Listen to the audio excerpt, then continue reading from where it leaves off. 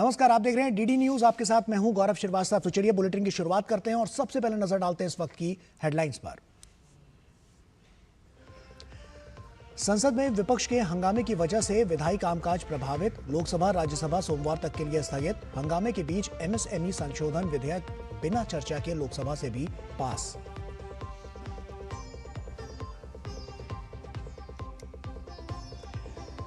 राष्ट्रीय हथकरघा दिवस के अवसर पर राष्ट्रपति ने प्रदान किए राष्ट्रीय हथकरघा पुरस्कार। कहा, हथकरघा से रोजगार और समावेशी विकास को बढ़ावा। प्रधानमंत्री ने हथकरघा को बताया आत्मनिर्भर भारत के सपने को पूरा करने का एक महत्वपूर्ण स्तंभ।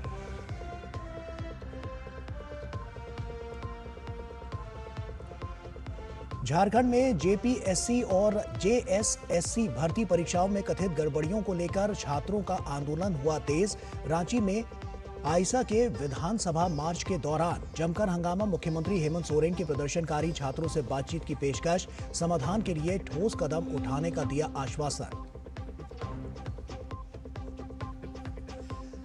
कर्नाटक में मंत्री पद के बंटवारे को लेकर कांग्रेस में घमासान जारी। मंत्री पद नहीं मिलने से नाराज कई कांग्रेस विधायकों का असंतोष आया सामने। हाईकमान पर सवालों की बौछार।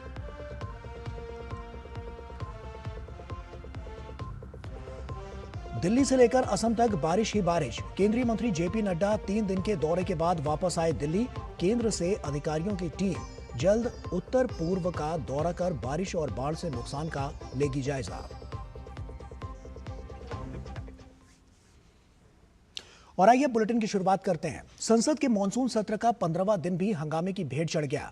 अयोध्या के राम मंदिर में कथित चढ़ावा चोरी और प्रदर्शनकारी छात्रों पर पुलिस कार्रवाई के मुद्दे पर विपक्ष के भारी हंगामे के कारण लोकसभा की कार्रवाई शुरू होने के कुछ ही मिनटों के बाद दोपहर 12 बजे तक स्थगित करनी पड़ी, जिससे लगातार 15वें दिन प्रश्नकाल नहीं चल सका। दोपहर 12 बजे सदन की कार्रवाई दोबारा शुरू हुई, लेकिन विपक्ष का हंगामा जारी रहा। शोर शराबे के बीच सरकार ने सूक्ष्म लघु और मध्यम उद्यम विकास संशोधन विधेयक 2026 को लोकसभा से पारित करा लिया। ये विधेयक पहले ही राज्यसभा से मंजूरी प्राप्त कर चुका था। इसके बाद लगातार जारी गतिरोध के बीच लोकसभा की कार्रवाई 10 अगस्त तक के लिए स्थगित कर दी गई। इससे पहले लोकसभा अध्यक्ष ओम बिरला ने विपक्ष से लोकतांत्रिक परंपराओं का सम्मान करने और अपनी बात चर्चा एवं संवाद के माध्यम से रखने की अपील की। उन्होंने कहा कि महात्मा गांधी और बाबा साहेब डॉक्टर भीमराव अंबेडकर ने संवाद और विचार विमर्श को लोकतंत्र की सबसे बड़ी ताकत बताया था। इसके बावजूद विपक्ष का हंगामा नहीं थमा और सदन की कार्रवाई बार बार बाधित होती रही। राष्ट्रपिता महात्मा गांधी का योगदान केवल भारत नहीं पूरी दुनिया मानती है। ऐसे इसलिए दुनिया भी उनसे प्रेरणा लेती है। आप सब भी उनसे प्रेरणा लो। देश के अंदर लोकतंत्र को सशक्त मजबूत करने के लिए यहाँ चर्चा संवाद अपने विचारों को अभिव्यक्त करो। प्रश्नकाल महत्वपूर्ण समय होता है। बाबा साहब अंबेडकर जी ने ये विचार दिया था कि देश के अंदर लोकतंत्र को सशक्त और मजबूत करना है तो चर्चा और संवाद ही इसका रास्ता है। मैं आपसे हर बार आग्रह करता हूं, लेकिन आपका आचरण संसदीय मर्यादाओं के अनुरूप नहीं है। इस पर आपको विचार करना चाहिए। सदन चर्चा संवाद और विशेष रूप से प्रश्नकाल के अंदर माननीय सदस्यों के महत्वपूर्ण प्रश्न के लिए होता है। मेरा आपसे आग्रह, आप प्रश्नकाल चलने दें। आप सदन नहीं चलाना चाहते, ये व्यवहार आचरण आपका उचित नहीं है। और वहीं संसदीय और आइए सीधे विदेश मंत्रालय की प्रेस कॉन्फ्रेंस हो रही है, वहीं का रुख करते हैं। न्यूज़ इन इंडिया से आपने देखा होगा कि एफसीआरए अमेंडमेंट बिल जो अगले हफ्ते पार्लियामेंट में आने वाला है, उसको लेकर कुछ इंटरनेशनल वॉइसेस अभी से आपत्ति खड़ा कर रही हैं, जिसमें कुछ यूएस के लॉ मेकर्स भी हैं। इस पर हमारा रिएक्शन क्या है? Hi, sir. Siddhant from Beyond. Sir, we saw the incident where an Indian boat sank off the coast of Yemen in Red Sea. This is a concerning development because a lot of Indian vessels move through Red Sea. What are the measures the Indian government, the MEA, in coordination with the shipping industry, is taking to safeguard the Indian vessels going through that part of the world? Akansha. Good evening, sir. Akanksha here from Times Now.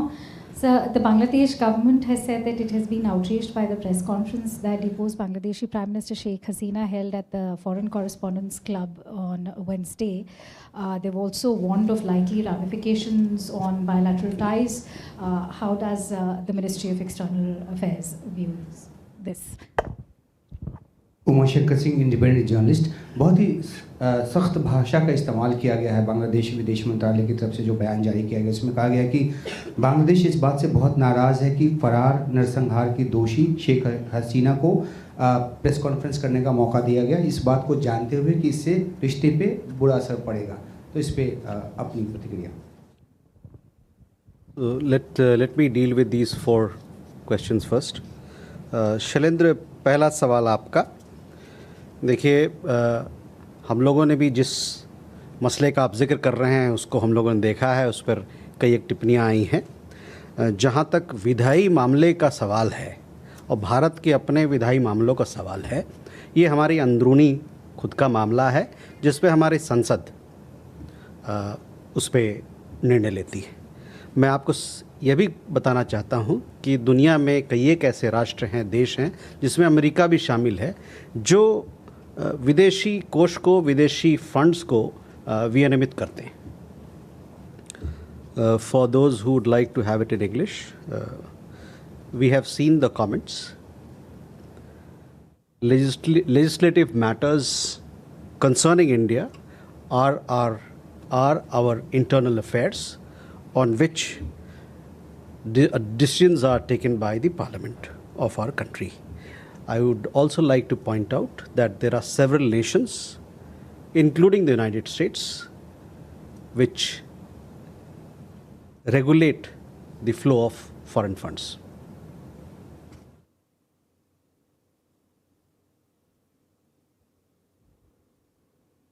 Siddhant, your question about the safety and security of our vessels and our seafarers, this is a subject of high importance and we attach high priority to the issue.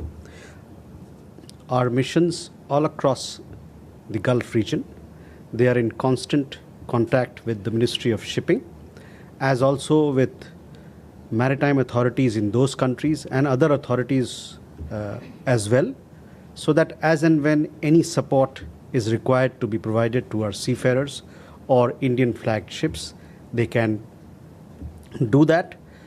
In fact, they have been running 24/7 helplines so that any person who needs support, not just seafarers but others, can also approach them. These 24/7 helplines are operating all throughout last several months, and they continue to be run. At the same time, let me tell you, while we are coordinated with Ministry of Shipping and local authorities in West Asia, in the Gulf region, we continue to call for safe and unimpeded navigation and free flow of commerce through international waterways. We also call upon all parties to refrain from targeting civilian infrastructure and civilians, especially commercial vessels and seafarers. Akansha and Umar Shankar, your questions are similar. So let me say that I have already stated government's position on the issue before the press conference happened. You would have seen those remarks. You were present here. I am reiterating it here. Government had no role to play in what was an event by a private media entity, and government does not endorse anything said at the forum, especially with regard to the duly constituted government of Bangladesh. जैसा कि मैंने आपको बताया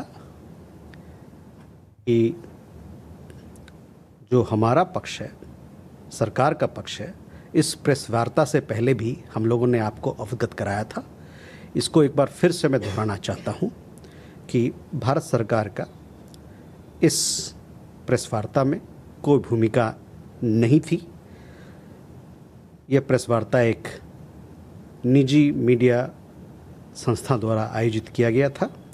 साथ ही साथ मैं आपको ये भी बताना चाहता हूँ कि सरकार उस मंच से कहे गए जो भी शब्द थे उसका समर्थन नहीं करती है, खासकर वो शब्द जो वहाँ के सरकार के बारे में कही गई।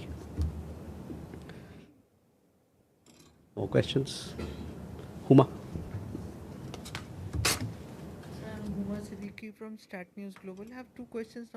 My first question is, how does India look at the recent Pakistan and Somalia Defence Pact? And at the Africa Day celebrations, the Moroccan ambassador said that the Africa Summit is expected to take place later this year. So has any date been decided? Reza. Reza from Hindustan Times. There are reports that Pakistan, Saudi Arabia, and Turkey are going to sign a defense agreement today. I was wondering if the External Affairs Ministry has any views on that. Ayushi. Sir, good afternoon. This is Ayushi Agarwal from ANI. My question is regarding the recent visit of our Foreign Secretary to Colombo. During his discussion with the Sri Lankan leadership on the fishermen issue, the Foreign Secretary requested the early release of Indian fishermen and boats. Could you please provide the latest figures on the numbers of how many Indian fishermen and fishing vessels are in Sri Lankan custody? And second, sir, was the long pending issue of the Kachadivu Island discussed during the discussions? Thank you. Okay. Akhilesh. Sir, I am Akhilesh Suman from DD News. Yesterday, Israeli Prime Minister Benjamin Netanyahu talked to Prime Minister Narendra Modi. Can you give us a bit detail that what was the issue that Benjamin Netanyahu wanted to talk to Prime Minister when Israel and Iran and USA are talking to each other about some settlement, some agreement? Okay.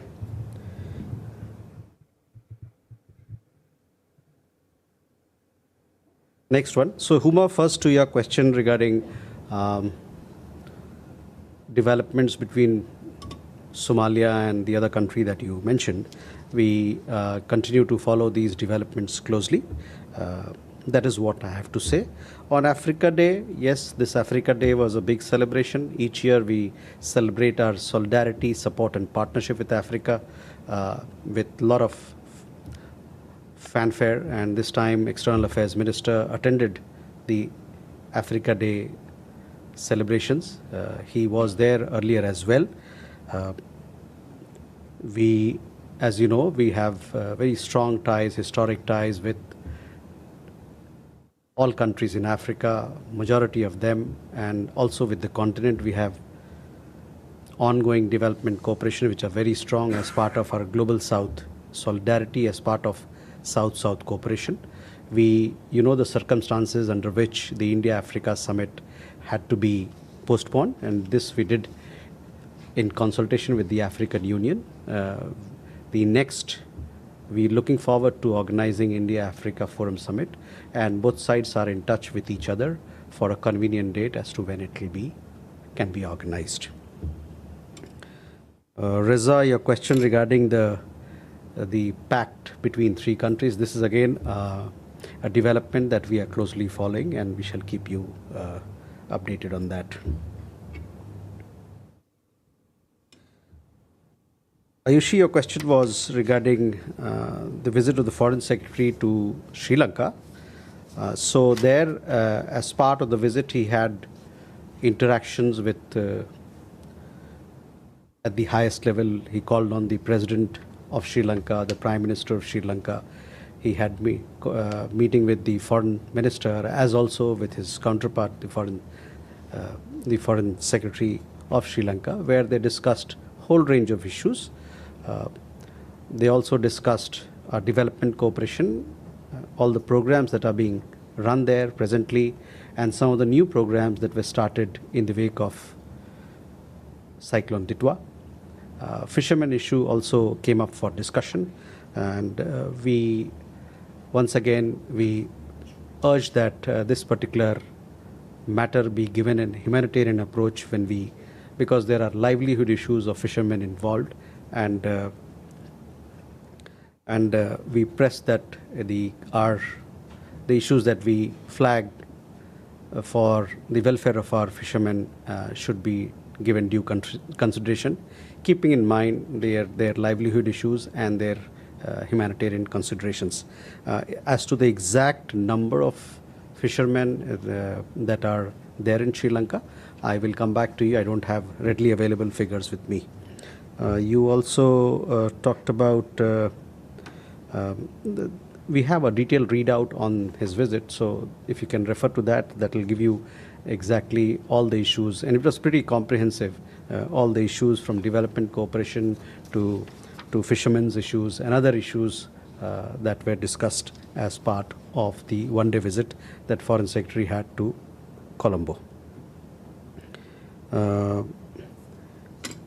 Akhilesh, your question regarding the telecon between our Prime Minister and the Prime Minister of Israel. This telephone call was made from the Israeli side, and it was received by our Prime Minister. As you know, with Israel, we have a special strategic partnership.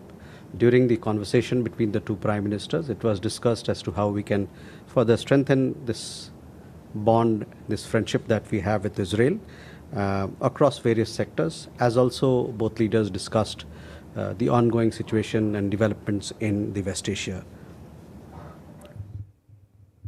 So that is an update for you.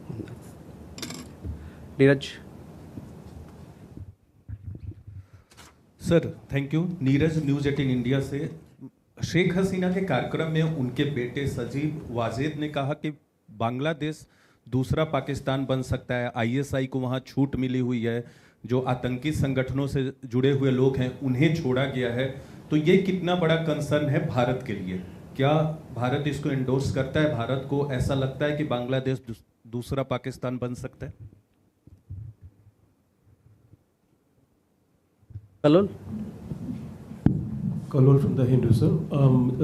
Was there a communication from the Energy Minister of Bangladesh yesterday for our High Commissioner Dinesh Trivedi for export of petroleum from India to Bangladesh, because Bangladesh is facing a terrible energy crisis right now? Neeraj? Sir नमस्कार, मैं नीरज दुबे प्रभा साक्षी से। Sir, विदेश सचिव विक्रम मिश्री जी की जो श्रीलंका यात्रा हुई, उस दौरान भारत ने श्रीलंका से लंबित प्रांतीय परिषद चुनाव को जल्द कराने और संविधान के तहत तमिल समुदाय की राजनीतिक आकांक्षाओं को पूरा करने का आग्रह किया था, लेकिन श्रीलंका की तरफ से जो रिलीज आई है उसमें सिर्फ इन्हीं दोनों बातों का उल्लेख नहीं है।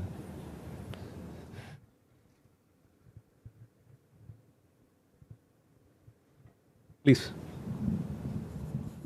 सर, मैं आनंद मणि हूँ, राजस्थान पत्रिका से। सर, अमेरिका अपनी परमाणु नीति बदलने पर विचार कर रहा है। छोटे छोटे परमाणु बम से स्ट्रेटजिक जो अपना वो प्राप्त करना चाहता है लक्ष्य, उसके बारे में सोचा जा रहा है। उसके लिए राष्ट्रपति को पावर देने की बात इस तरह की चल रही है। तो इस कंसर्न में हम भारत को किस तरह से देखते हैं, और इस पे अगर ये चीज़ें होती हैं तो दुनिया के नज़रिए में हम अपना नज़रिया किस तरह रखते हैं? सर ओके, सो नीरज, पहला सवाल आपका। देखिए, हमारे क्षेत्र में, हमारे पड़ोस के क्षेत्र में जो भी गतिविधियां होती हैं उस पर हमारा लगातार नज़र रहता है, और साथ ही साथ हमारे राष्ट्रीय सुरक्षा के दृष्टिकोण से हर चीज़ों को हम लोग परखते हैं, और जो उचित कदम होगा हमारे लिए उठाना, हम उठाते हैं। Kalol, a specific question about this particular conversation, I don't have an update, but I can come back to you. As you know, with Bangladesh, we have ongoing relationship in the economic sphere, in the energy sphere. So, as regards your specific question, I'll have to come back to you. Sorry? So, what I said is that we continue to closely follow developments that happen in our neighborhood, keeping in mind our national security interests, and whatever measures have to be taken in that regard, we take those to secure our interests. We had a question from Neeraj. देखिए नीरज, हमारे विदेश सचिव की यात्रा हुई कोलंबो की। इस यात्रा के दौरान उन्होंने वहाँ के राष्ट्रपति से, वहाँ के प्रधानमंत्री से, वहाँ के विदेश मंत्री से उनकी वार्ता हुई, वहाँ के फॉरेन से विदेश सचिव से उनकी विस्तृत बातचीत हुई, जिसमें कि जो हमारे विकास साझेदारी के बहुत सारे पहलू हैं उन पर प्रकाश डाला गया, और साथ ही साथ हमारे अन्य जो मुद्दे हैं, राजनीतिक मुद्दे हैं, उसको भी हम लोगों ने उभारा।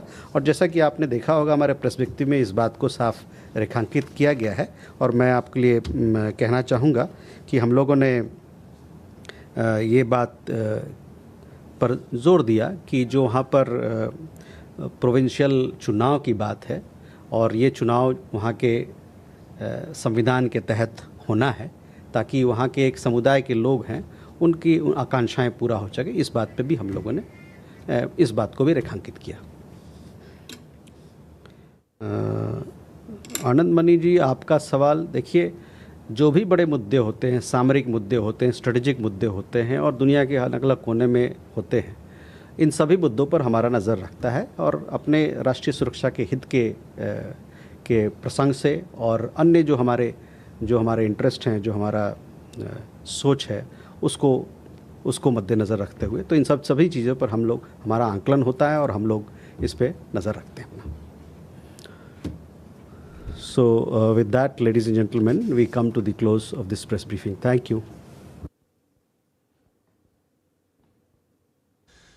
तो विदेश मंत्रालय की ये जो प्रेस कॉन्फ्रेंस थी, ये तमाम विषयों पर केंद्रित थी, और इसी के लिए यहाँ पर रणधीर जायसवाल जो कि प्रवक्ता हैं विदेश मंत्रालय के, वो जानकारियां दे रहे थे। तमाम पत्रकारों के जो सवाल हैं उनके जवाब वो देते हुए यहाँ पर नजर आए।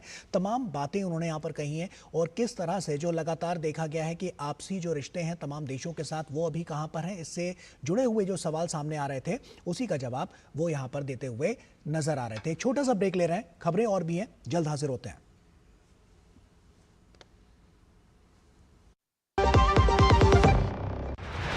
प्रधानमंत्री श्री नरेंद्र मोदी जी के विकसित भारत के संकल्प और मुख्यमंत्री श्री नायब सिंह जी के दूरदर्शी नेतृत्व में हरियाणा ने भर्ती व्यवस्था को पारदर्शी, निष्पक्ष और मेरिट आधारित रूप दिया है। नायब सिंह जी के नेतृत्व में हरियाणा सरकार यहाँ के नौजवान हो, किसान हो, बहनें बेटियां हो, सबके लिए बेहतरीन काम कर रही है। बिना खर्ची पर्ची के नौकरी देने का जो रास्ता हरियाणा सरकार ने दिखाया है वो इतना आसान नहीं था। आज हरियाणा में सरकारी नौकरी का केवल एक ही आधार है, मेहनत, प्रतिभा और मेरिट। अब तक लगभग 1,83,000 योग्य युवाओं को सरकारी सेवाओं में नियुक्ति मिल चुकी है। हर नियुक्ति इस बात का प्रमाण है कि हरियाणा में प्रतिभा का सम्मान हो रहा है और युवाओं के सपनों को नई उड़ान मिल रही है। वर्तमान सरकार के तीसरे कार्यकाल में यानी अक्टूबर 2024 से अब तक लगभग 42,500 युवाओं को सरकारी नौकरी मिल चुकी है। गरीब परिवार का बच्चा भी आज हरियाणा सरकार के अंदर बिना पर्ची, बिना खर्ची के आज नौकरी लग रहा है। सरकार 3,000 से अधिक रोजगार मेलों का आयोजन कर चुकी है, जिनके माध्यम से लगभग 1,20,000 युवाओं को रोजगार के अवसर और सहयोग प्राप्त हुए हैं। हरियाणा सरकार, उम्मीदों पर खरी सरकार। बुद्धू, नई कार जीतने का मौका। वाओ, पापा को सरप्राइज दूंगी। बस थोड़ी सी तो उनकी डिटेल भरनी है। रुक जा बुद्धू। व्हाट? ऐसे पॉपअप से सावधान रहो, स्कैमर्स पर्सनल डिटेल्स का गलत यूज कर सकते हैं। तू समझ गई ना, रिलैक्स। पर कार जीत जाते तो पापा होमवर्क नहीं कराते। आरबीआई कहता है स्मार्ट बनो, कूल रहो। मेरी पसंद, मेरी पसंद, मेरी पसंद, मेरी पसंद, हमारी पसंद, हम सबकी पसंद। मजबूत देश का मजबूत सरिया हो गया स्टील। ब्रेक के बाद एक बार फिर से आप सभी का स्वागत है। अब बात राष्ट्रीय हथकरघा दिवस की। राष्ट्रपति द्रौपदी मुर्मू ने राष्ट्रपति भवन सांस्कृतिक केंद्र में आयोजित 12वें राष्ट्रीय हथकरघा दिवस समारोह में मुख्य अतिथि के रूप में वो शामिल हुई। उनके साथ केंद्रीय कपड़ा मंत्री गिरिराज सिंह और राज्य मंत्री पवित्र मार्गरेटा भी मौजूद रहे, और इस कार्यक्रम का उद्देश्य भारत की समृद्ध हथकरघा विरासत को मानना और राष्ट्र के सांस्कृतिक और आर्थिक विकास के लिए हथकरघा बुनकर समुदाय के योगदान को मान्यता प्रदान करना है। करघे से निकलने वाला हर धागा केवल वस्त्र नहीं बुनता, बल्कि भारत की हजारों वर्षों पुरानी सांस्कृतिक विरासत, परंपरा और आत्मनिर्भरता की कहानी भी कहता है। देश के 35 लाख से अधिक लोगों की आजीविका से जुड़ा हथकरघा क्षेत्र आज भी ग्रामीण अर्थव्यवस्था की मजबूत रीढ़ बना हुआ है। इसे बढ़ावा देने के लिए आज राष्ट्रपति द्रौपदी मुर्मू ने उत्कृष्ट बुनकरों को संत कबीर हथकरघा पुरस्कार और राष्ट्रीय हथकरघा पुरस्कार प्रदान किए। हथकरघा भारत के स्वतंत्रता संग्राम और आत्मनिर्भरता से भी जुड़ा हो। हमारे ग्रामीणों और जनजातीय समाज ने प्रकृति के साथ सामंजस्य से जीने की पारंपरिक ज्ञान प्रणालियों को सदियों तक संजोया है। हथकरघा उस परंपरा का एक सशक्त उदाहरण है। इस क्षेत्र में देश की 35 लाख से भी अधिक आबादी संलग्न है। विशेष बात यह है कि इसमें 25 लाख से अधिक महिलाएं हैं। इसमें लगभग 2/3 कारीगर अनुसूचित जाति, अनुसूचित जनजाति और अन्य पिछड़े वर्गों से संबंधित है। इस प्रकार ये क्षेत्र आजीविका सृजन के साथ साथ समावेशी विकास का भी एक सशक्त माध्यम बना है। और इसी के साथ फिलहाल इतना ही। दीजिए इजाजत। नमस्कार।